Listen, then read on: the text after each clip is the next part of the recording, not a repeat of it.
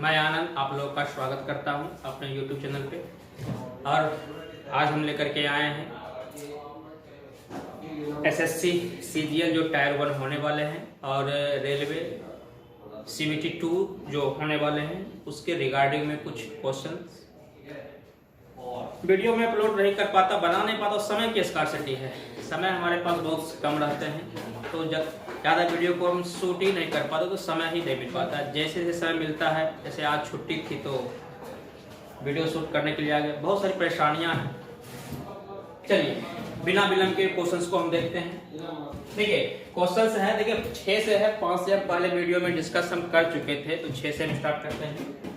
73 गुना 72 गुना 76 गुना 78 को 35 से भाग करने पर शेष क्या होगा। देखिए रिमाइंडर थ्योरम का ये क्वेश्चन है, करते हैं हम।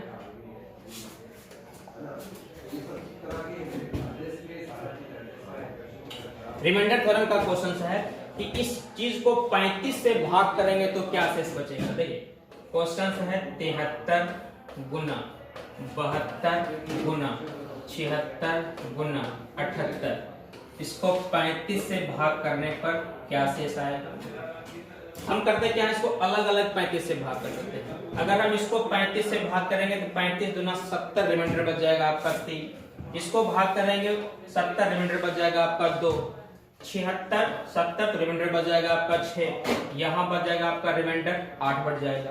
अब देखिए तो हम इसको फिर से अब मल्टीप्लाई, देखिए पहले मल्टीप्लाई करना मुश्किल था, अब ये मल्टीप्लाई करना आसान हो गया है। हम करते हैं इसको मल्टीप्लाई, 6 दूनी 12 12 तिहाई 36, ये हो जाएगा आपका 36। 6 दूनी 12 तिहाई 36 गुना 8 बट्टा में 35। फिर हम इसको सॉल्व कर लेते हैं। अगर हम 36 को 35 से भाग करेंगे तो यहाँ तो रिमाइंडर 1 बच जाएगा, ये हो जाएगा आपका 8 इकाई 8 बट्टा में 35। अगर हम 8 को 35 से भाग करेंगे तो हमारा रिमाइंडर बच जाएगा 8। ये आपका ऑप्शन नंबर हो जाएगा सी। रिमाइंडर थ्योरम से क्वेश्चंस थे, बहुत ही आसान क्वेश्चंस थे, कोई बात नहीं है। चलिए अगले क्वेश्चन की तरफ चलते हैं हम।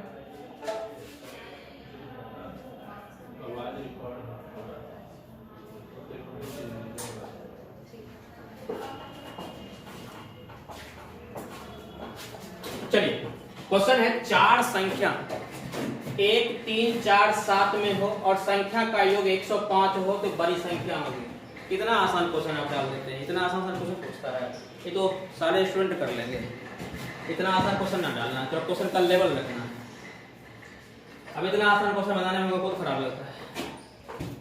चलिए देखिए बना देते हैं, फिर भी आसान क्वेश्चन है ये। 4 संख्याएं हैं और चारों का योग 105 दिया गया है। देखिए हम रेशियो में जोड़ते हैं तो 7 3 10 4 14 और 1 15। अगर हम रेशियो में इस चारों को जोड़े, रेशियो में इस चारों को जोड़े तो ये हो जाता है 15।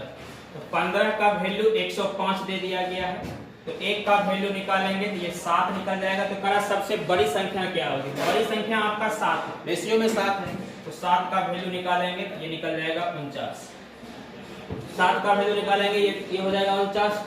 तो बड़ी संख्या होगी। देखिए ये आपके ऑप्शन में ही नहीं है, एक बार और हम चेक कर लेते हैं। 7 3 10 4 14 1 15, 15 7 105, 7 7 49, ये आपके ऑप्शन में नहीं है, किसी एक ऑप्शन को सुधार लेना है, ये 49 हो जाएगा, ऑप्शन नंबर ए हो जाएगा। अगले क्वेश्चन की तरफ हम चलते हैं।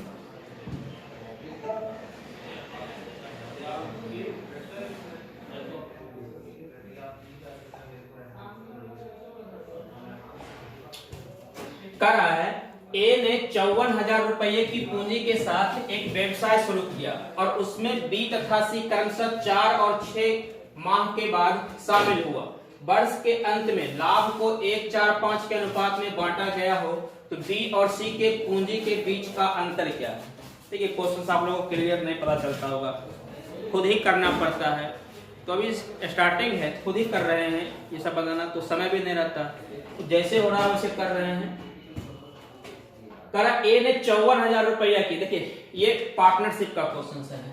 ए ने 54,000 रुपया, ए जो है 54,000 रुपया की, देखिए 3 जीरो हम हटा दिए, 54,000 रुपया लगा करके व्यवसाय शुरू करता है और कह रहा है 4 और 6 माह के बाद बी और सी शामिल होता है। देखिए बी भी शामिल होता है और सी भी शामिल होता है। बी शामिल होता है 4 महीने के बाद और सी शामिल होता है 6 महीने के बाद।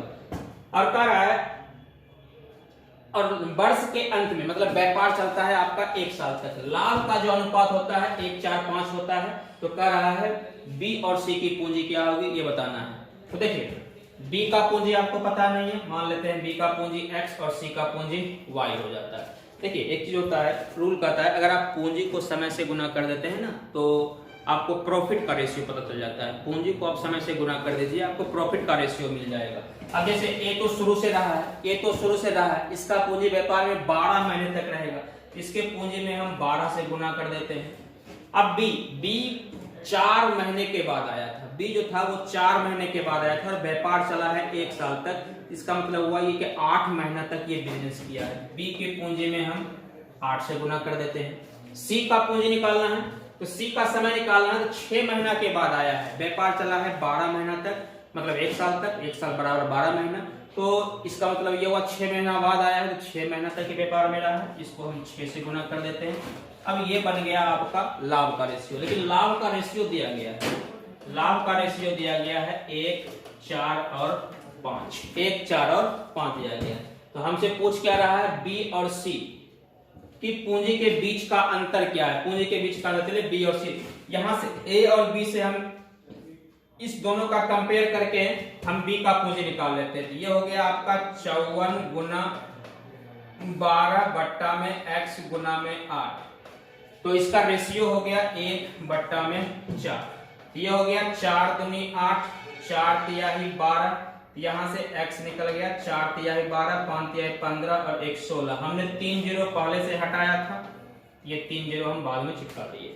अब हम c का भी निकालना है, तो हम क्या करते हैं a और c का अब की बार ले लेते हैं। ये हो जाएगा 54 गुना में 12 बट्टा में y गुना में 6 इक्वल टू a और c का लिए, a का हो गया 1 और c का हो गया आपका 5। अब हम इसको सॉल्व करते हैं तो ये 9 छके 54 कट जाता है तो y इक्वल टू आ जाएगा 12 नमक 108 गुना में 5, ये हो जाएगा 8 पचे 40, 5 4 पे 3 जीरो, ये आ गया। अब कहा दोनों के बीच का डिफरेंस क्या है, तो देखिए तो 4 जीरो 3 जीरो, हम दोनों के डिफरेंस को घटाते हैं तो 5 में से 1 घटाएंगे, यहाँ आ गया 540 और ये 162। देखिए 3 जीरो रहने देते हैं, 540 में से 162 हम घटा देते हैं, तो 540 में अगर हम 162 हटा देते हैं ये बनता है 8, फिर 14 6 15 6 15 13 हो जाएगा, तो 6 4 3 7, फिर 4 1, यह आ जाता है 378। कहीं ऑप्शन में तो है ही नहीं। एक बार फिर से हम इसको ट्राई करते हैं, देखिए ए 54,000 रुपया, ए 54,000 रुपया बिजनेस में पूंजी लगाया, 3 जीरो हटा दिए, बी जो है x रुपया लगाया है और सी जो है y रुपया लगाया है। ए तो शुरू से रहा है, तो इसकी पूंजी को 12 से गुना कर देते हैं, क्योंकि व्यापार जो चला है वो 1 साल तक चला है, वर्ष के अंत में। ये आया है 4 महीने के बाद, तो इसका मतलब ये हुआ कि व्यापार में 8 महीने तक रहा है। ये आया है 6 महीने के बाद, इसका मतलब हुआ व्यापार में 6 महीने तक रहा है। ये बन जाता है आपके लाभ का रेशियो। लेकिन लाभ का रेशियो दिया गया है 1 4 और 5, तो कह रहा है बी और सी के पूंजी के बीच का अंतर। कंपेयर कर लेते हैं ए का और बी का, ये हो जाता है 54 गुना में 12 बट्टा में x गुना में 8, ए और बी का हो गया ये 1 बट्टा में 4। हम इसको सॉल्व करेंगे, 4 दूनी 8, ये हो जाएगा 2 छके 12, x का वैल्यू निकल जाएगा 6 चौके 24, 6 पचे 30 और 2 32, 324 आ जाता है।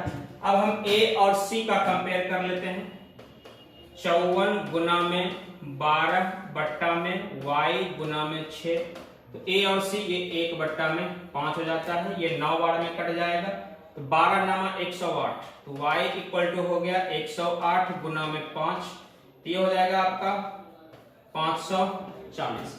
y का निकल गया 540, दोनों के बीच का डिफरेंस बताना है। डिफरेंस निकालेंगे, घटाएंगे इसको, तो 10 से 4 घट गया 6 कहीं आ रहा है, 3 से 2 4 से 2 घट गया, 3 से 2 घट गया 1 और 5 से 3 घट गया 2, 216 एक ही ऑप्शन में है, ऑप्शन नंबर सी। 3 जीरो हम हटाए थे, इस बात को आप ध्यान में रखिए। एक बार फिर से आप इसको जान लीजिए।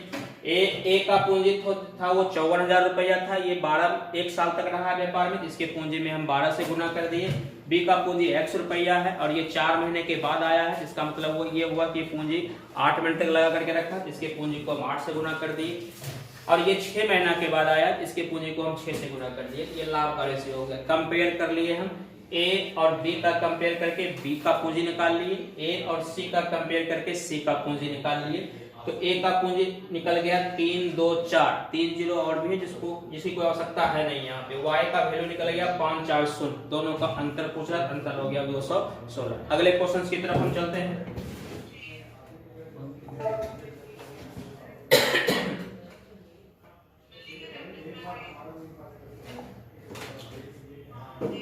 अगला क्वेश्चन है किसी धन पूर्णांक n को 7 से भाग करने पर शेष 2 होता है, तो निम्न में किसे 7 से भाग करने पर 0 शेष होगा। देखिए आपके पास कोई एक नंबर है n और आप इसको 7 से भाग करते हैं, आपका रिमाइंडर होता है 2।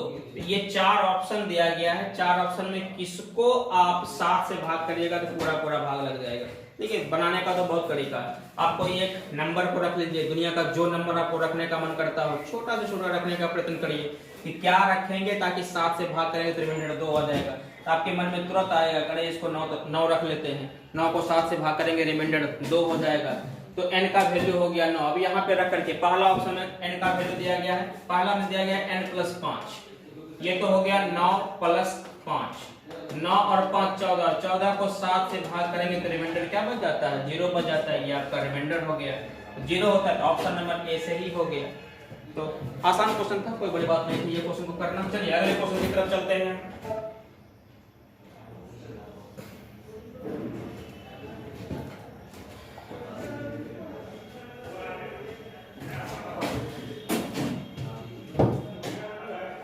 चलिए मतलब आप मेंस का भी कोई ताप पलट लेते हैं।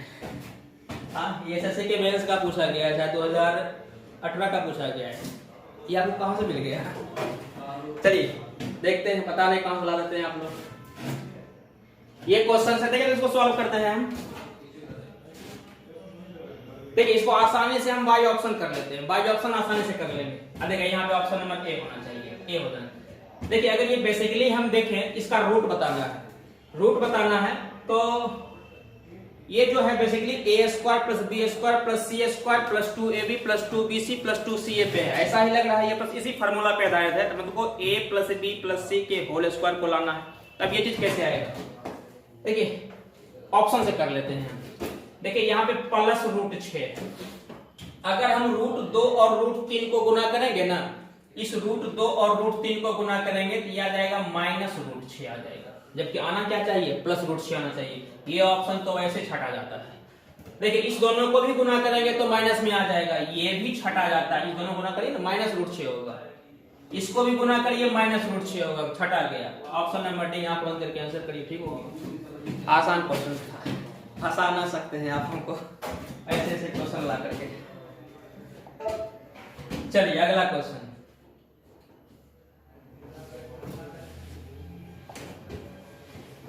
हाँ आ जाओ। कह रहा है 2 पात्र एलिगेशन का क्वेश्चन ला दिए। 2 पात्र ए और बी जिनमें अल्कोहल तथा पानी का अनुपात 5:3 और 5:4 है, इस दोनों को किस अनुपात में मिलाया जाए कि परिणामी मिश्रण में अल्कोहल तथा पानी का अनुपात 7:5 हो जाए। देखिए एलिगेशन मिक्सचर का क्वेश्चन है, ये ड्रॉ कर लीजिए इस तरह से। अब देखिए यहाँ पे रेशियो दिया गया है 5:3 का, तो आप एक है अल्कोहल और दूसरा है पानी, या तो आप अल्कोहल को उठाइए या फिर आप पानी को उठाइए, जो मन है आपका वो उठाइए। तो यहां से चलिए हम अल्कोहल को उठा लेते हैं। अल्कोहल है आपका 5 और टोटल को नीचे रखेंगे, 5 और 3 8। यहां से कितना हो जाएगा 5/9 हो जाएगा। अच्छा यहाँ पे कॉमन वैल्यू को रखा जाएगा जो कितना होता है 7:5, मतलब 7/12। इसको घटा करके हम यहाँ पे रख लेंगे और किसी में से किसी को घटा लीजिए, माइनस में आएगा माइनस को भगा दीजिए, कोई बड़ी बात नहीं है। ये हो जाएगा 5/9 - 7/12 रेशियो 7/12 - 5/8। ये हो जाएगा आपका 60, ये हो जाएगा आपका 63, घटाइएगा तो ये आ जाएगा 3/9 गुना में 12 रेशियो। इसको करिएगा 8 सते 56 60, ये आ जाएगा आपका 4/12 गुना में 8। इसको अब सिंपल फॉर्म में कर लेते हैं। ये 12 से ये 12 कट गया और कुछ कटता है, ये 4 दूनी 8 कट गया, ये 3 तिहाई 9 कट गया, तो आपका आ गया 1/3 रेशियो 1/2। ये आ गया 2/3। देखिए 2/3 किस ऑप्शन में है, ए नंबर में है। एलिगेशन का क्वेश्चन था, कोई डिफिकल्ट नहीं है। अगले क्वेश्चन की तरफ चलते हैं हम।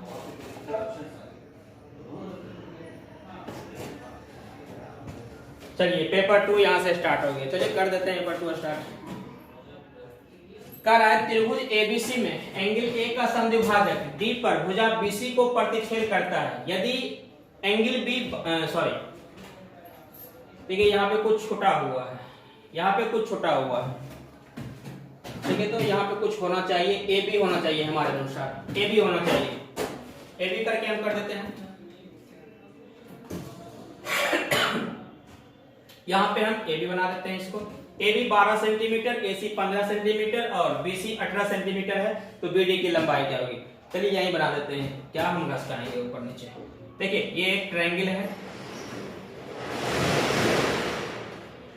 ए बी और सी, जिसमें ए बी 12 यूनिट दिया गया है और ए सी 15 यूनिट दिया गया है। अब कह रहा है एंगल ए का द्विभाजक, मतलब ए को 2 बराबर भाग में बांटने वाला, ये दोनों पार्ट इक्वल, अगर ये अल्फा है तो ये भी अल्फा है। और बीसी दे दिया गया है 18, ये पूरे दे दिया गया है 18 यूनिट। तो कह रहा है ये बीडी की लंबाई क्या होगी। देखिए ये अंतः कोण समद्विभाजक प्रमेय पर आधारित ये क्वेश्चन है कि कोई भी ट्रायंगल में किसी एक एंगल का द्विभाजक जहां जाकर के मिलता है, तो वहां से जो दोनों लाइन के लेंथ का जो रेशियो बनेगा, ये बेस के रेशियो के बराबर होता है। अगर हम यहां से करें तो ये हमारा ए बी बट्टा ए सी का जो रेशियो होगा, ये बी डी बट्टा में ये डीसी कर लीजिए, डीसी के बराबर होता है। अगर हम देखेंगे तो ये ए बी जो दिया गया है ये 12 दिया गया है और ए सी जो दिया गया है ये 15 दिया गया है। अगर इसको हम छोटा करते हैं तो ये 4 तिहाई 12, 5 तिहाई 15, मतलब ये निकल जाता है 4 और 3 निकल जाता है, 4 और 3 निकल जाता है। मतलब बी डी यहाँ से यहाँ तक 4 यूनिट, डी से यहाँ तक 5 यूनिट निकलेगा। 5 यूनिट है ना, हाँ 5 यूनिट है। अब ये टोटल मिलकर के कितना हो गया, आप कहिएगा ये टोटल मिलकर के तो हो जाता है 7, लेकिन है कितना, तो 18 है ये। तब यहाँ से हमको बी डी बताना है, 4 का वैल्यू निकालना है। ये हो गया 18 बट्टा में 7 गुना में 4, ये बनता है आपका 72 बट्टा में 7, 10 पॉइंट समथिंग। देखिए तो कहीं गलती भी हुआ है, ये क्वेश्चन सही लिखा गया है ना, 12 15, ये 3 4 और 5 सही है, 4 और 5 सॉरी ये 4 और 5 है ना, हम थोड़ा सा मिस्टेक किए, ये 9 है यहाँ। तो यहाँ से 4 का वैल्यू कितना आ जाएगा, मिटा देते हैं इसको।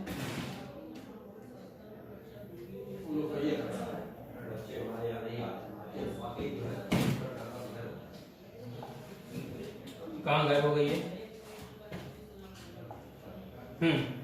4 का 9 का वैल्यू 18, 4 का वैल्यू ये 8 हो जाएगा। ऑप्शन नंबर सी उत्तर हो जाएगा। थोड़ा सा मिस्टेक किए थे, ये 4 और 5 के अनुपात में बटेगा, तो ये टोटल मिलकर के हो गया 9, लेकिन टोटल है आपका 18। 4 9 का वैल्यू 18, तो 4 का यहाँ से बी डी 4 है, तो 4 का वैल्यू आपका निकल जाएगा 8। अगले क्वेश्चन की तरफ चलते हैं।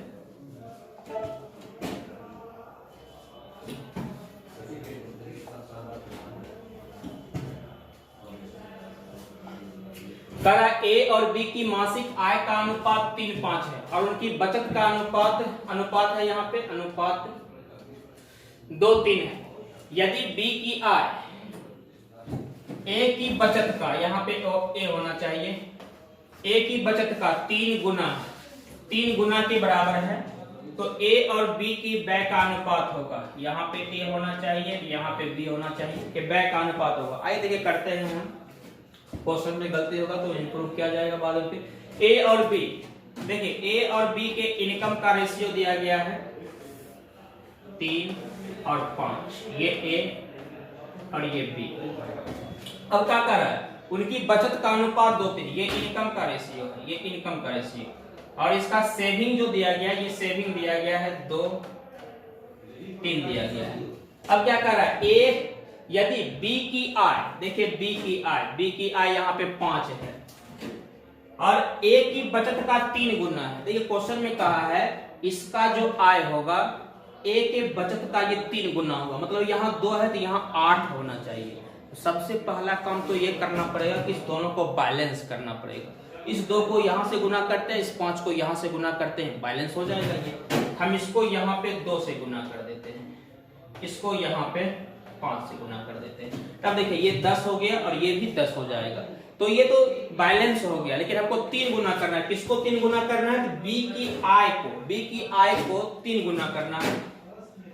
फिर इसको 3 से गुना कर देते हैं। फाइनली ये किससे गुना हो गया, 6 से गुना हो गया। तो आप कहिएगा ये हो गया 6×3 18 और ये हो गया आपका 6 बचे 30, और इसको सॉल्व करेंगे तो ये हो जाएगा 10 और ये हो जाएगा आपका 15 हो गया। अब देख लीजिए तो बी का आय ए के इनकम का ट्वाइस है कि ना है, थ्राइस है कि ना, एकदम है। तो कह रहा है ए और बी के बचत का अनुपात क्या होगा, बचत है जी, खर्च का अनुपात पूछ रहा है। आसान तो है, आय में से खर्च को हटाना है, बचत आ जाएगा। अब देखें तो 18 है इनकम और 10 है बचत, तो खर्च कितना हो गया आपका, 8 हो गया, और ये कितना हो जाएगा, ये हो जाएगा आपका 15। देखिए तो कहीं 8 15 है सो ऑप्शन नंबर ए आसान क्वेश्चन था। चलिए अगला क्वेश्चन देखते हैं।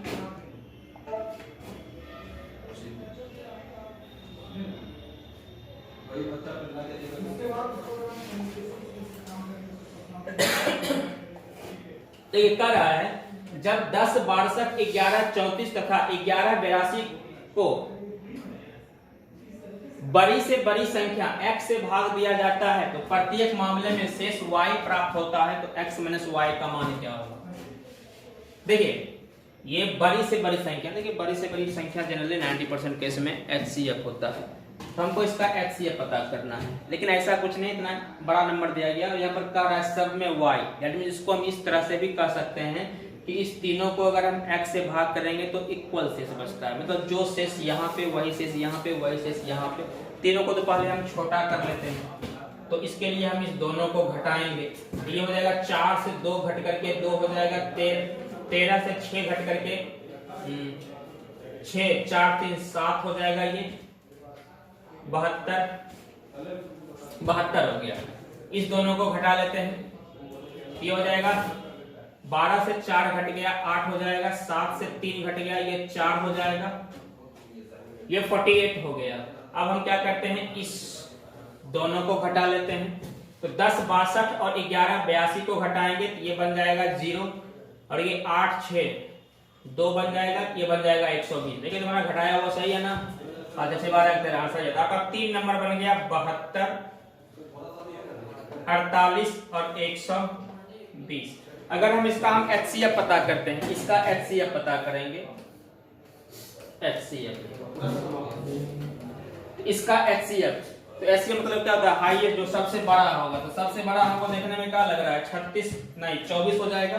24 दिया है 72, 24 दूना 48, 24 पचे 120। हमारे अनुसार HCF जो होना चाहिए वो होना चाहिए 24। तो नंबर हो गया आपका, जो नंबर आपका x था, x, ये x आपका निकल गया 24। अब हमको भाग देकर के भी बताना है, क्योंकि रिमाइंडर y बचता है, लेकिन जब तक y नहीं आएगा तब तक तो हम x माइनस y निकाल नहीं सकते हैं। तो किसी एक को हम 10 62 को ही हम 24 से भाग कर लेते हैं, तो 10 62 को ही हम अगर 24 से भाग करते हैं, ये बनेगा 24 चौके 96,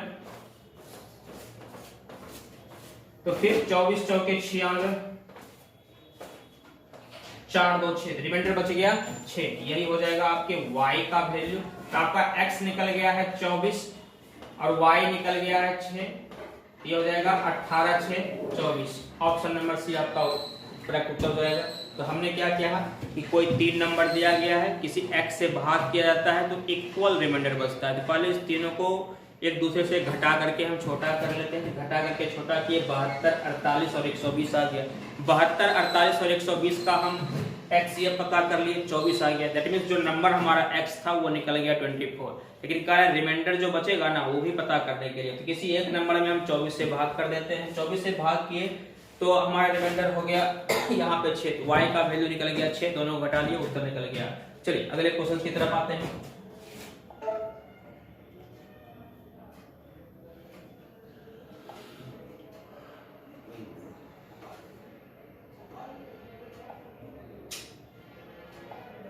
दो क्वेश्चन आ गए यहाँ पे।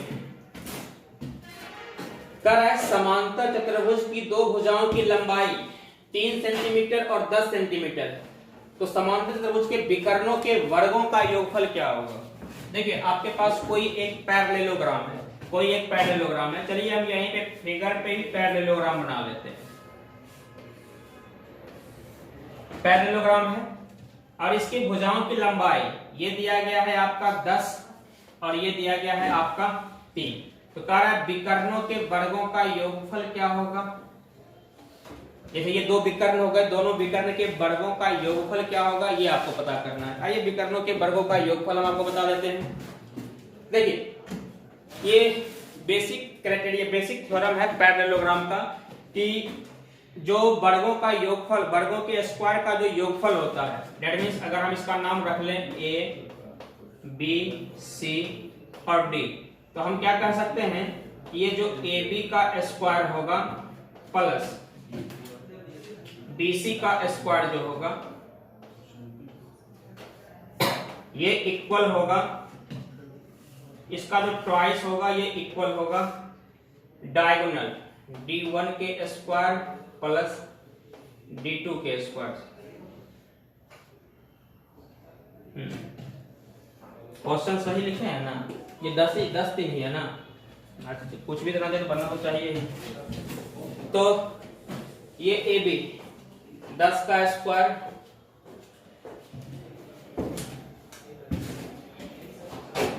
क्वेश्चन सही लिखे हैं ना जी। वर्गों के योगफल, चलिए देखते हैं। सॉरी हम थ्योरम ही गलत लिखे हैं, ये विकर्ण के 2 गुना के बराबर होता है। चलिए इसको टिक कर लेते हैं। चलिए अब यहाँ पे ये AB हो गया आपका 10, ये हो गया 10 का स्क्वायर 100, ये हो गया 3 का स्क्वायर हो गया 9। अभी भी ये गलत लग रहा है, ये क्वेश्चन गलत लग रहा है, इसको हम हटाते हैं, ये क्वेश्चन गलत।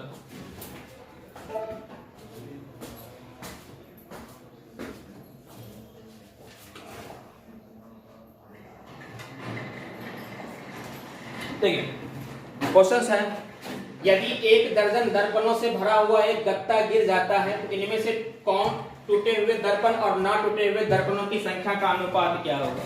देखिए आपके पास कोई गत्ता है, वो अचानक टूटा और गिर गया, तो टूटा और गिर गया तो क्या रेशियो होगा, जो नहीं टूटेगा और जो टूटेगा। तो देखिए आपके पास है क्या, 1 दर्जन है, 1 दर्जन जो होता है ना ये 12 होता है। अब ये रेशियो टोटल मिलाकर के होते कितने हैं, 5। अगर ये 12 5 से कट जाता है तो ये रेशियो होगा, नहीं कटता है तो नहीं होगा, ये तो छटा गया। 7 3 10, ये भी नहीं कटेगा, 12 को काटेगा, 5 1 6, ये काट देगा इसको। ऑप्शन नंबर सी, ये तो काटेगा नहीं, तो ऑप्शन नंबर सी आपका उत्तर हो जाएगा। तो ये कुछ क्वेश्चंस थे जो अपकमिंग एग्जाम के पूछे गए भी थे, एग्जाम में पूछे गए थे। तो ये वीडियो आपको कैसा लगा ये आप हमें कमेंट करके जरूर बताएं, और जो चैनल पे नए होंगे वो चैनल को सब्सक्राइब करें। कमेंट करके कोई क्वेरी हो तो आप कमेंट कर दें, उसका उत्तर आपको मिलेगा। तो आज यहीं तक हम रहेंगे, फिर अगला क्लास में हम और कुछ क्वेश्चंस को लेकर आएंगे जो CGL, CHSL और CBT2 NTPC के रिगार्डिंग होगा। तब तक के लिए गुड बाय।